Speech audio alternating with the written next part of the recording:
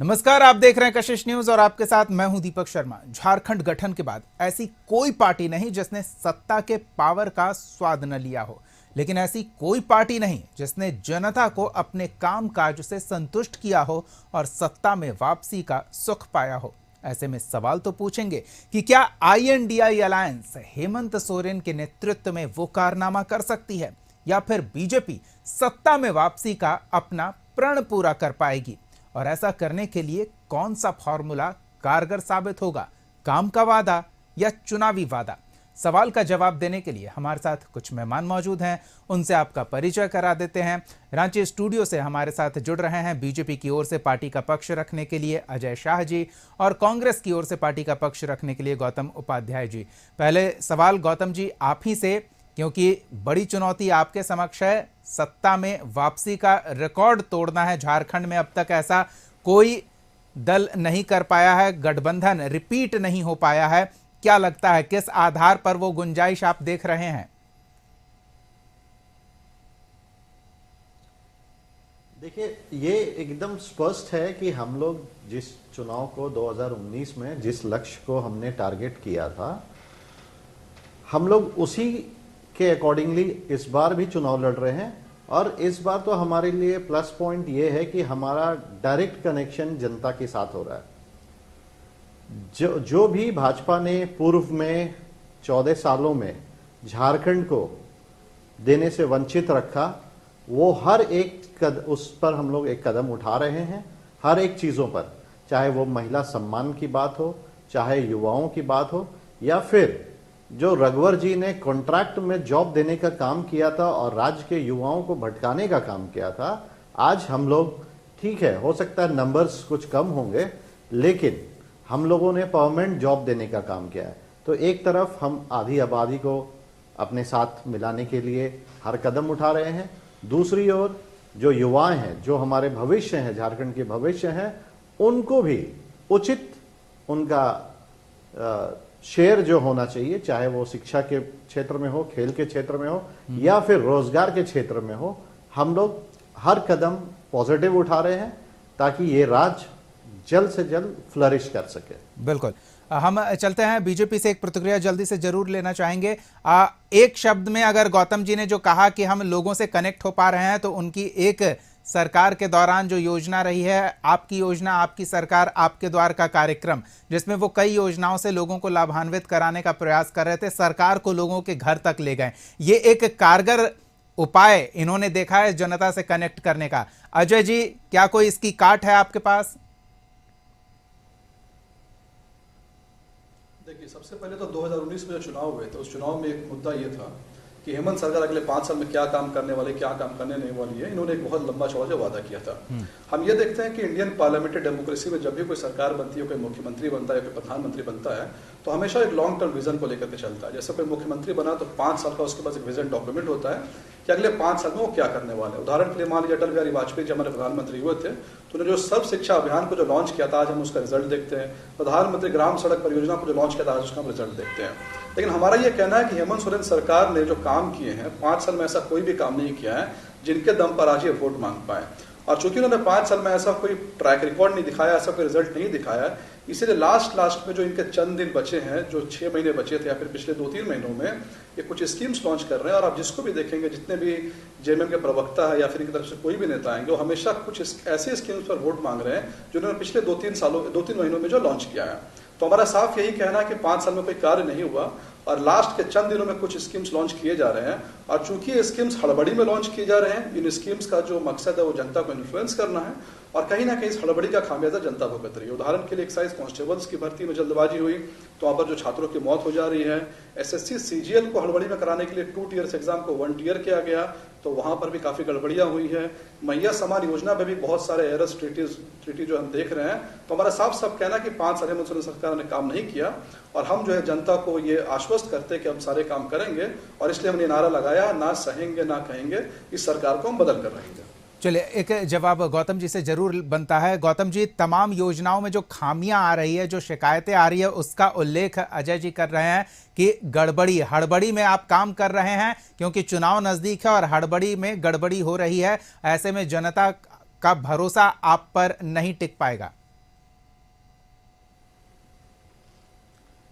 बड़ा अफसोस होता है कि इस तरीके की बातों को सुन करके। लेकिन सबसे बड़ी बात, आप एक योजना अनाउंस करते हैं गोगो दीदी, वो कहीं ना कहीं से कॉपी है। आप ये क्या कब अनाउंस करते हैं? आप चुनाव के पहले अनाउंस करते हैं। और आपने क्या अनाउंसमेंट किया कि हम जब सरकार में आएंगे तब, और हमारी सरकार जो है हमने अनाउंस किया और with in a month time 56 lakh महिलाओं के खाते में वो पैसा चला गया। और वो कौन सा खाता है, किस खाते में वो पैसा जा रहा है? ये जन धन योजना के लिए प्रधानमंत्री जी द्वारा खुलवाया गया खाता था, जिसमें एक चवन्नी भी शायद कभी नहीं गई। तो हमने तो 1000 दिया, अब उसको उस राशि को भी बढ़ाया जा रहा है, ऐसा बात नहीं है। और दूसरी बात, अगर एक तरफ अमित शाह जी ये अनाउंसमेंट करते हैं कि हम साल में ईद और मुहर्रम के समय में 2 सिलेंडर फ्री देंगे, तो आप तो ये भी अनाउंसमेंट कर सकते थे झारखंड में आकर के कि भाई ये सिलेंडर्स जो हैं हम सब्सिडाइज रेट में देंगे। तो आप तो कई दौरा किए लेकिन कभी अनाउंसमेंट नहीं किया। आज ऐसी क्या मजबूरी आ गई कि आप एक पर्टिकुलर फील्ड में जाकर के ऐसे लोगों को आकर्षित करना चाह रहे हैं जिसको आप अपना घोर विरोधी मानते हैं, दुश्मन मानते हैं। दूसरी बात, अब योजनाओं पर ही बात करते हैं। उज्ज्वला योजना कहां चला गया? आप 2 सिलेंडर फ्री दे सकते हैं, लेकिन महिलाओं को जो ठगने का काम किया था 2-2 हजार रुपए में आपने सिलेंडर्स तो कनेक्शंस तो दिलवा दिए, लेकिन वो रिफिल नहीं हो पा रहा है। तो उस पर प्रधानमंत्री जी तो आज 11 साल उनका टेन्योर हो गया। इस 11 साल में तो कुछ ऐसा कर सकते थे वो कि महिलाओं के लिए उनको जो चूल्हा खर्चा, जो हेमंत सरकार ने, हमारी गठबंधन सरकार ने कहा कि हम चूल्हा खर्चा तक देंगे, तो ये हमारा प्रयास तो कम से कम हमने चालू किया। आपने तो उज्ज्वला थमा करके देखने तक का काम नहीं किया। आपके क्षेत्र में किसके घर में चूल्हा जल रहा है या नहीं जल रहा है, सिलेंडर्स का क्या प्रयोग हो रहा है, कहीं कपड़ा रखने का तो काम नहीं आ रहा है घर पे। तो इन सब चीजों पर ये लोग कभी कमेंट नहीं करेंगे। लेकिन हाँ, चूंकि अपोजिशन में है और अपोजिशन को सशक्त होना चाहिए, सवाल जवाब होना चाहिए, तभी सरकार अच्छा काम कर सकती है। इन्होंने सवाल जवाब किया, इन्होंने घेराव किया, इन्होंने प्रदर्शन किया, हालांकि कोई लाभ नहीं होने वाला। लेकिन राज्य की जनता को डायरेक्ट फायदा क्या हो रहा है कि हमने मैया सम्मान योजना, और हमने एक ऐसा कार्यक्रम, सिर्फ मैया सम्मान योजना की बात नहीं है जी, महिलाओं के अलावा हर एक व्यक्ति, चाहे वो जो ग्रामीण क्षेत्र से आता है, जो अपनी बातों को कलेक्ट्रेट तक नहीं पहुंचा सकता, तो हमने एक माध्यम दिया। सरकार आपके द्वार, सरकार आपके घर गई, वहां कैंप्स लगे, आपके साथ जो भी प्रॉब्लम्स हैं, चाहे वो जमीन से रिलेटेड मामले हो, स्वास्थ्य से रिलेटेड मामले हो, यहां तक कि प्रधानमंत्री जी द्वारा जो एक लाइफ इंश्योरेंस 5 लाख रुपए का एक राशि दिया जा रहा था कि आप फ्री इलाज करा सकते हैं, उस पर भी सवाल उठे कि हम लोग इलाज कराने जाते हैं तो वो काम नहीं करता। तो इस तरह की बातें हैं। तो हमने क्या किया, हम लोगों ने डायरेक्ट पब्लिक से कनेक्शन किया, और स्वास्थ्य के क्षेत्र में हो, शिक्षा के क्षेत्र में, हमने तो मॉडल स्कूल्स बनाए, 80 मॉडल स्कूल्स हम लोगों ने बनाया और स्टार्ट भी किया, और शिक्षकों की नियुक्ति भी हुई है जो कि कॉन्ट्रैक्चुअल नहीं है, परमानेंट जॉब हमने दिया हर शिक्षा, हर सब्जेक्ट्स के लिए, चाहे वो संस्कृत हो, उर्दू हो, इंग्लिश हो, हर सब्जेक्ट्स के लिए हम लोगों ने शिक्षक की नियुक्ति की। ठीक है, नंबर्स कम हो सकते हैं, ये अलग बात है, लेकिन हमने परमानेंट जॉब देने का काम किया। रघुवर जी ने कैंप लगा के, खूब सारे कैंप्स लगाए, और क्या नतीजा आया? सहायक पुलिसकर्मी आज तक धरने में बैठ रहे थे। ये हेमंत जी का विजन ही है, जो जिन्होंने उन्हें वर्दी भत्ता से लेकर के हर एक सुविधाएं देने की बात कही। और दूसरी सबसे अहम बात कही, जिन लोगों की आयु सीमा क्रॉस कर रही है उनको 10% से 15% का आरक्षण दिया जाएगा किसी भी संस्थान में। अगर वैकेंसीज निकलती है, चाहे वो फॉरेस्ट हो, चाहे इस तरह की किसी भी संस्थान में वैकेंसी निकलेगी, तो उनको प्रेफरेंस दिया जाएगा। तो इन सब बातों को लेकर के ही हम जनता के बीच में हैं। और बिल्कुल, शासन में रहे हैं तो एक लंबी लिस्ट होनी जरूरी है। लेकिन गौतम जी, एक और आरोप अजय जी ने लगाया, उस पर भी जल्दी से आपका जवाब चाहेंगे। उन्होंने कहा इन्फ्लुएंस करने के लिए, तो क्या ये नहीं माना जाएगा कि जिस योजना के तहत 1000 रुपए प्रति माह खाते में भेजा जा रहा था, उसमें आप 2500 रुपए करते हैं, तो ये इन्फ्लुएंस करने के प्रयास के तौर पर ही देखा जाएगा, जो आरोप बीजेपी लगा रही है? देखिए, मैंने पहले ही कहा, आरोप तो लगाना ही है, इनका ड्यूटी है आरोप लगाना। अगर ये आरोप नहीं लगा पाएंगे तो फिर ऑपोजिशन में बैठने लायक भी नहीं रहेंगे। आने वाला समय वैसे ही बताएगा कि ये ऑपोजिशन में बैठने लायक नहीं रहेंगे। मैं इस पर जवाब दे देता हूं। आज भाजपा के प्रभारी केंद्र मंत्री हैं, कृषि केंद्र मंत्री हैं जी, उनके राज्य में रक्षाबंधन के समय में अचानक से अनाउंसमेंट होता है कि अपनी बहनों को रक्षाबंधन का हम तोहफा देते हैं और 250 रुपए सब्सिडी देने का बात कहा था उन्होंने, और वो भी चुनाव के पहले। तो क्या इनके प्रभारी ने लोभ और लालच दिखाया था या नहीं दिखाया था? आज आप चुनाव में जा रहे हैं, आप ऑपोजिशन में थे, आप सवाल उठा रहे थे महिलाओं को सशक्तिकरण नहीं किया जा रहा है, महिलाओं को यातनाएं हो रही हैं, महिलाओं को चूल्हा खर्चा नहीं दिया जा रहा। ये तो फर्स्ट डे से ये अनाउंस कर रहे थे। तब इन्होंने गोगो दीदी की तरह किसी तरह का योजना क्यों नहीं कहा, अनाउंसमेंट उस समय क्यों नहीं कहा? सदन में इनके विधायक करते, सदन जब चल रहा था तब करते। लेकिन आज चुनाव के नजदीक जब 1000 देखे तो आपने 2100 का अनाउंसमेंट कर दिया। तो अगर आप इस जगह पे होते तो आपने क्या किया? आपने भी तो वही लालच देने का काम किया है। और हमने तो कहा कि भाई केंद्र में जो हमारा भुगतान रोक रखा है माइनिंग रॉयल्टीज का, आप दे दीजिए, 3-3 लाख रुपए खाते में जाएंगे हर महिलाओं के। ये तो हेमंत सोरेन जी ने कहा है। चलिए, तो बड़ी कोशिश है आधी आबादी को लुभाने की, और ये आरोप कि आप इन्फ्लुएंस करने का प्रयास कर रहे हैं, उसका जवाब ये है कि आपने भी वही किया। तो अब हमारे इन कोशिशों को आप उस तरह से क्यों देख रहे हैं? चलिए, हम अजय जी के पास फिर लौटेंगे और उनसे जानेंगे कि क्या पंच प्रण पर्याप्त होंगे सत्ता में वापसी के लिए, और INDI अलायंस आगे किन दावों और वादों के साथ? कामों की लिस्ट तो हो गई कि इतने काम हमने किए हैं, और क्या बाकी है, क्या संभावना है सत्ता में वापसी के बाद, क्या सपना है उनके लिए झारखंड के जनता को दिखाने के लिए, वो सब जानेंगे। झारखंड की जनता के लिए सुनहरा भविष्य का सपना कौन संजोता है, कौन उस सपने पे उनका भरोसा जीत पाता है? प्रयास अब ये चल रहा है क्योंकि माहौल चुनावी है, समय कम है और भरोसा जीतना जरूरी है। सीधे रांची चलते हैं। हमारे साथ बीजेपी की ओर से पार्टी का पक्ष रखने के लिए अजय शाह जी हैं, और कांग्रेस की ओर से गौतम उपाध्याय जी। अजय जी के पास चलते हैं और उनसे सीधा सा छोटा सा सवाल कि क्या पंच प्रण जो प्रयास है पार्टी का, वो पर्याप्त लग रहा है? अजय जी। जी, सबसे पहले तो मैं जो कांग्रेस के प्रवक्ता उनकी बातों का जवाब दे दूं, तो मैं तो इनका धन्यवाद देता हूं कि उन्होंने जो नरेंद्र मोदी की जो स्कीम लॉन्च की गई थी, प्रधानमंत्री जनधन योजना, उस स्कीम का एक बहुत बड़ा पर्पस वो था फाइनेंशियल इंक्लूजन, यानी कि जो देश के बहुत सारे गरीब लोग हैं उनको बैंक से जोड़ा जाए, ताकि आने वाले टाइम पे कोई भी स्टेट गवर्नमेंट या सेंट्रल गवर्नमेंट उनको अपनी स्कीम्स का फायदा दे सके। तो गौतम जी ने इस बात को एक्सेप्ट किया कि जो जनधन योजना हमने जो लॉन्च किया था, उसी के माध्यम से जो है आज ये मैया समर योजना को लाभ मिल रहा है लोगों को।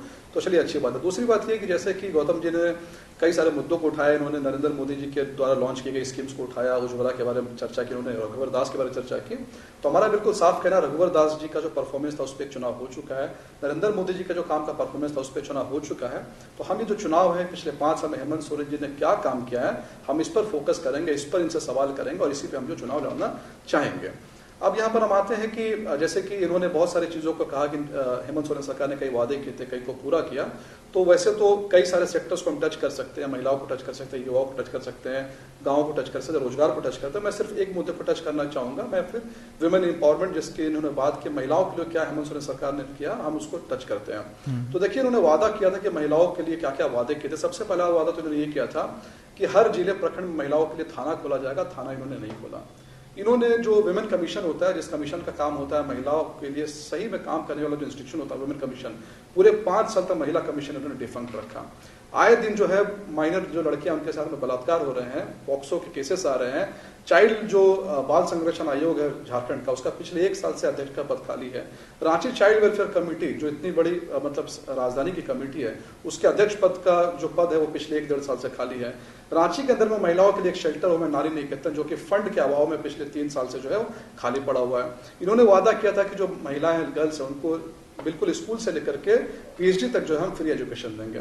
अब मुझे ये बताइए, इतने सारे जो वादे थे महिलाओं से किए गए थे, इन सारे वादों को ना करके अगर आप उनको कुछ कैश पैसा दे रहे हैं, तो क्या हम कैश पैसे के दम पर वोट मांगेंगे? और इन जो इतने सारे जो वादे थे जो मैंने कहा इन्होंने काम नहीं किया, उसका फिर क्या हुआ? अगर हम ठीक दूसरी तरह अगर हम छात्रों की बात करें, स्टूडेंट्स की बात करें, तो आपको यहाँ पर एक खास पैटर्न देखने को मिलेगा जो मैंने ऑब्जर्व किया है पिछले 5 सालों में। यहाँ सबसे पहले तो छात्रों के लिए वैकेंसी नहीं आती है, फिर कुछ हो हल्ला होता है, शोरगुल होता है, उसका वैकेंसी आती है।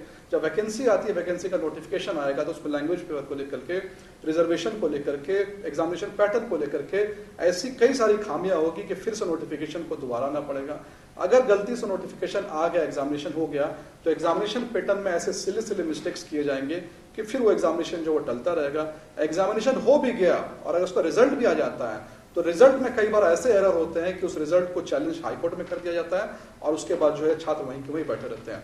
अभी मोरहाबादी मैदान में जो छात्र आंदोलन कर रहे हैं, आप अगर देखेंगे उन छात्रों से आप मिलेंगे, उनका एज ग्रुप आप देखेंगे तो आपको मालूम चलेगा पिछला पूरा 5 साल का जो है पूरा का पूरा उनका जो एज, जिस एज में वो नौकरी पाना चाहते हैं, पूरा पूरा उनका एज वॉश आउट हो गया। लेकिन ये तो कह रहे हैं ना कि ऐसे लोगों को थोड़ा रिजर्वेशन देकर हम छूट दे रहे हैं, समय अभाव था, कोरोना का संक्रमण काल था, उस समय कुछ भी संभव नहीं था, तो थोड़ी छूट दे रहे हैं। नहीं, देखिए, नहीं, सबसे पहली बात ये बात तो ये, आप इस बात को मत कहिए कोविड में उन्होंने कोई काम नहीं किया। कोविड में उन्होंने सारे काम किए हैं। अगर आप यहाँ पर ईडी के एक्टिविज्म को देखेंगे, जितने जमीन घोटाले हुए, चाहे मंडा पीपी की बात करें, हम जितने भी यहाँ पर जो जेल में बंद है, कुछ बेल से बाहर हुए हैं, हर किसी का जमीन का जो स्कैम है वो कोविड काल में स्टार्ट हुआ है। कोविड काल में इन्होंने बहुत काम किया। कोविड काल में झारखंड मुक्ति मोर्चा ने वर्क फ्रॉम होम किया है, एक सिंडिकेट ने काम किया है, जो सिंडिकेट रांची से लेकर के कोलकाता तक ऑपरेशनल था। कोलकाता के रजिस्ट्रार ऑफिस में छेड़छाड़ की, ये सारे काम जो कोविड में किया गया है। और एक और बात, ये जो पूरे झारखंड में काम करने वाले लोग जो हैं, जो इंस्टीट्यूशन काम करते हैं, मैंने आपको बहुत सारे इंस्टीट्यूशन का नाम गिनाया, इसमें एक सबसे बड़ा इंस्टीट्यूशन है नगर परिषद, म्युनिसिपल काउंसिल, जिसको हम 3rd tier ऑफ गवर्नमेंट कहते हैं। झारखंड के अंदर में कुछ ऐसे नगर परिषद है, चक्रधरपुर नगर परिषद का मैं उदाहरण देना चाहूंगा, जहां पिछले 5 साल में चुनाव नहीं हुए। यानी 5 साल से वार्ड पार्षद जो खाली बैठा हुआ है और अफसरों के हाथ में सब कुछ चला गया है। और एक तरफ आप कहते हैं कि हम संविधान बचाने निकले हैं, 74th कॉन्स्टिट्यूशन अमेंडमेंट एक्ट जो कहता है कि 5 साल इलेक्शन आपको कराना है, आपने खुलेआम 74th कॉन्स्टिट्यूशन अमेंडमेंट एक्ट की धज्जियां उड़ाई और आप यहाँ कह रहे हैं कि हम संविधान को बचाने के लिए बैठे हैं। तो झारखंड मुक्ति मोर्चा या फिर कांग्रेस पार्टी या फिर आरजेडी पार्टी, ये अगर किसी चीज को बचाने के लिए बैठे हैं तो ये अपने अपने जो आका है उनके परिवार को बचाने के लिए बैठे हैं और इनका जनता से कोई सरोकार नहीं है। और इनको मालूम हो चुका है, they are under psychological fear, वो साइकोलॉजिकल फियर में कि हम जाने वाले हैं। और उसी साइकोलॉजिकल फियर को टैकल करने के लिए लास्ट में ये कुछ स्कीम्स लॉन्च कर रहे हैं। और जैसे कि गौतम जी ने कहा कि हमने क्यों इस स्कीम्स को लॉन्च किया, गोगो दीदी योजना को पहले क्यों नहीं किया, तो हम सरकार में नहीं थे। अगर हम सरकार में नहीं, मैं हम सरकार में नहीं है, इसीलिए हम जब भी कोई स्कीम की बात करेंगे तो चुनाव के समय बात करेंगे कि आने वाले टाइम में हम देंगे। लेकिन हम ये कहते हैं कि इनका 5 साल जब बीत गया तो 5 साल पहले इन्होंने क्या किया, ये लास्ट के 2-3 महीने के पीछे क्यों इलेक्शन लड़ रहे हैं। ये 2-3 महीने में हमने मैया समान योजना कर दी, सीजीएल का एग्जाम करा दिया, एक्साइज। अजय जी, ये तो कोई तर्क नहीं हुआ ना, आखिर किया तो 2-3 महीने पहले किया, लेकिन किया तो उससे तकलीफ यह है कि विपक्ष के लिए परेशानी बढ़ गई कि जनता को याद रहेगा कि किस व्यक्ति ने उनके बीच आकर उन्हें फला योजना का लाभ दिया, उन्हें फला योजना का चाबी सौंपा, उन्हें आवास की चाबी सौंपी, योजना का चेक दिया। ये जनता को याद रहेगा क्या? ये बीजेपी की परेशानी है। कांग्रेस झारखंड मुक्ति मोर्चा के लोग इस बात को एक्सेप्ट कर ले कि उन्होंने 4.5 साल में काम नहीं किया है और पिछले 6 महीनों में ये तो आप कह रहे हैं ना, वो क्यों एक्सेप्ट करेंगे? तो ये योजना नहीं गिना रहे ना, इनके जितने भी लोग हैं ये किस बेसिस पर मांग रहे हैं वोट? आप डिनाई कर रहे हैं, हमेशा मैया समान योजना पे वोट मांग रहे हैं। इनके पास ऐसा कोई भी काम नहीं है जो कि 5 साल पहले इन्होंने काम किया है। 5 साल पहले का इन्होंने कोई काम इनके पास नहीं है। ये सिर्फ और सिर्फ पिछले 3 महीने में योजना को क्यों गिना रहे हैं? और वो भी 3 महीनों जो योजना इन्होंने लॉन्च किया है उसको भी अगर सफलतापूर्वक लॉन्च किया तो कोई बात होती है। इनकी हड़बड़ी में वाहवाही रोकने के 20 बच्चे मर गए। अजय जी 3 महीने तो एक योजना का हुआ ना, मैया सम्मान योजना का लाभ 3रे महीने लाभुकों के खाते में गया है, लेकिन आपकी योजना, आपकी सरकार, आपके द्वारा कार्यक्रम 3 चरणों का चला है। अबुआ आवास योजना कई चरणों में उपलब्ध कराया जा रहा है, तो आप एक योजना को लेकर पूरे सरकार के कार्यकाल पर तिरपाल डाल देंगे, ये ठीक तो नहीं ना? लड़कियों को पीएचडी तक जो लड़कियों को पीएचडी तक जो है, लड़कियों को पीएचडी तक जो शिक्षा मुफ्त मिली थी उसका क्या हुआ? चलिए हम जवाब ले लेते हैं। कई सवाल हैं और कई दमदार सवाल हैं। गौतम जी, विपक्ष मजबूत स्थिति में दिख रहा है, विपक्ष तर्क इस तरह के दे रहा है कि जनता प्रभावित होती नजर आएगी। काट क्या है आपके पास? किस तरह से आप जनता को विपक्ष के इन तर्कों से बेहतर जवाब दे पाएंगे? देखिए, मैं 2-3 चीजों पर आप चैनल के माध्यम से लोगों का ध्यान आकर्षित करना चाहूंगा जी। कि भाजपा ने पूर्व में क्या किया और उनकी नीतियां क्या रही हैं। सबसे पहली बात यह है कि जिस जमीन रजिस्ट्री की बात करा रहे हैं ये लोग, भाजपा आज ये डंके के चोट पे जो कर रही है, आप ये बताइए ना कि आज जो सिस्टम काम कर रहा है, जो सचिवालय से एक सिस्टम ऑपरेट कर रहा है पूरे झारखंड में, उस एजेंसी को डिप्यूट किसने किया, उसके साथ अनुबंध किसने किया? तो मैं बता दूं कि रघुवर जी के आखिरी साल में उस कंपनी को फिर से कॉन्ट्रैक्ट रिन्यू करके आपने अपने समय में देने का काम किया और आज भी वही कंपनी काम कर रही है। तो आप अगर हमारी सरकार पर उंगली उठा रहे हैं, इसका मतलब है कि आप रघुवर जी पे उंगली उठा रहे हैं। दूसरी बात, नियोजन नीति की भी बात कर रहे हैं, तो नियोजन नीति में अगर जो खामियां आ रही हैं वो रघुवर जी के समय में बनाई गई है, हमारे समय में तो बनाई नहीं गई है, और उसी के आधार पे हम क्या करा रहे हैं, हम एग्जाम्स कंडक्ट करा रहे हैं। आज अगर जो दौड़ की ये चर्चा कर रहे हैं, उस दौड़ का अगर आप डॉक्यूमेंट्स निकाल लें तो मैं चैलेंज करता हूं कि भाजपा के एक भी प्रवक्ता किसी चैनल पे नहीं जाएंगे। क्यों नहीं जाएंगे? क्योंकि रघुवर जी ने इस तरीके के क्लॉज ही डाले हैं, फर्स्ट कम फर्स्ट सर्व। आप पहले पहुंचेंगे, समय जो भी होगा आप अपनी दौड़ को शुरुआत कर सकते हैं। तो जो बच्चा दूसरे डिस्ट्रिक्ट से ट्रांसपोर्ट के माध्यम से झारखंड के राजधानी में आ रहा है और अपनी दौड़ को कंप्लीट करने के लिए आ रहा है, थका है, परेशान है, तो उसको सबसे पहली क्या बात है कि वो अपना दौड़ पूरा करे। तो निश्चित है कि जो मेडिकल रिपोर्ट्स बता रहे हैं वो यही बता रहे हैं। और खामियां किस में है? तो रघुवर जी के टेन्योर में जो नीतियां बनाई गई थी उसके आधार पर चुनाव ये दौड़ हुआ था। बल्कि शिबू सोरेन जी ने तो कहा था कि अरे झारखंड के बच्चों को दौड़ाने की क्या जरूरत है, जो बच्चा पेड़ पे चढ़ के उतर जाएगा उसको नियुक्ति हो जाएगी। तो उस पर भी इन्होंने सवाल उठाया था।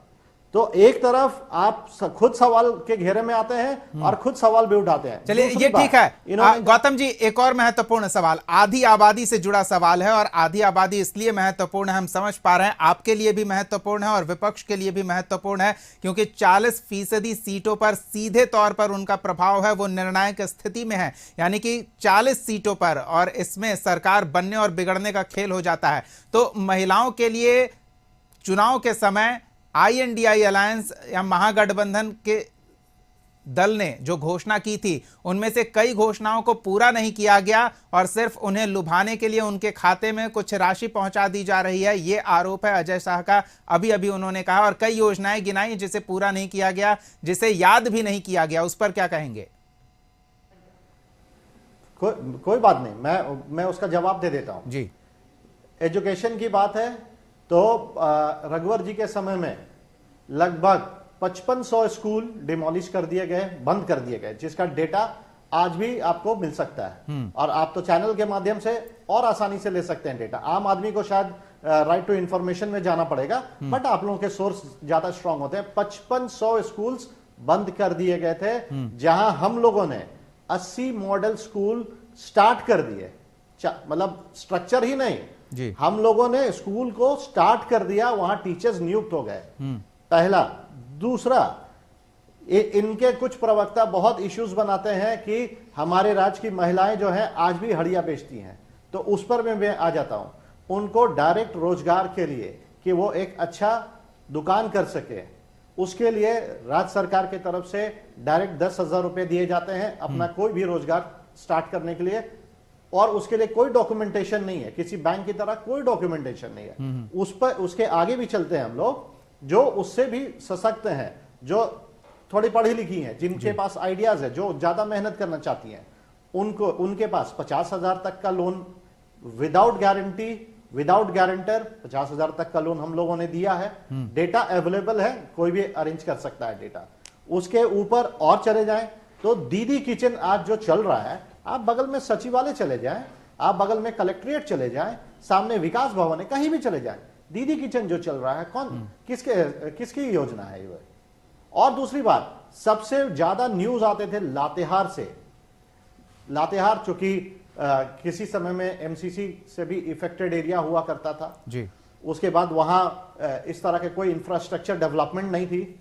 आज आप लातेहार चले जाइए, चाहे वो सिविल कोर्ट हो, चाहे मतलब किसी भी तरह का सरकारी संस्थान है, आपको दीदी किचन वहां मिलेगा।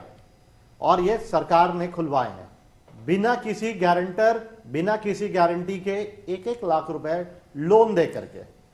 चलिए, तो वक्त का अभाव है, लेकिन हम इतना तो समझ पा रहे हैं कि विपक्ष के तर्कश में जितने तीर हैं वो बेहद खास हैं और आरोपों की बौछार करने में कोई कोताही नहीं बरती जा रही है। तो दूसरी ओर सत्ता पक्ष भी विपक्ष के हर आरोप, हर हमले का काट लेकर तैयार बैठा है। अब देखना दिलचस्प है कि जनता का भरोसा कितना जीत पाते हैं, कौन जीत पाते हैं। और फिलहाल बहुत बहुत धन्यवाद दोनों मेहमानों का, गौतम उपाध्याय जी और अजय शाह जी, अपना समय देने के लिए, इस चर्चा में शामिल होने के लिए। अगले एपिसोड में एक और सवाल के साथ हम फिर मौजूद रहेंगे। तब तक के लिए देखते रहिए कशिश न्यूज़।